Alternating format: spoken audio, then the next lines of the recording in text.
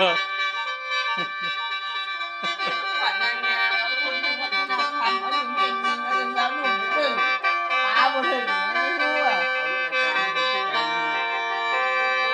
ว่านางงามจะต้องเป็นผู้ยาวเบิ่งทำมาจะโดนแม่จะได้ตึงจะเวทีเขาเรียนก้อยแม่อยู่ไหน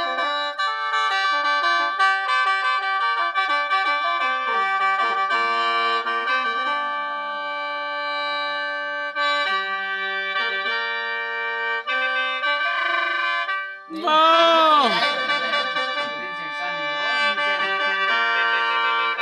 โอ้คั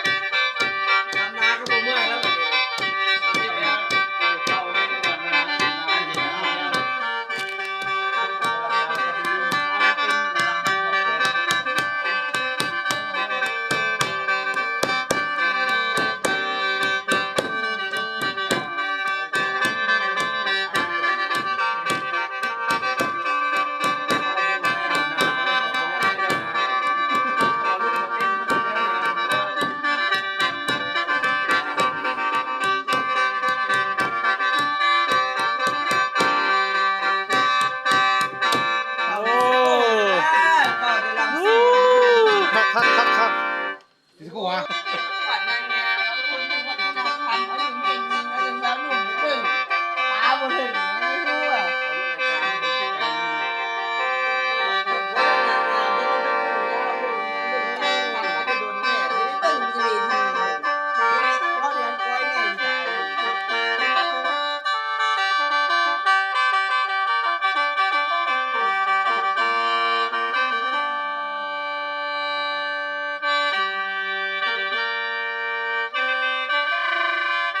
ว้า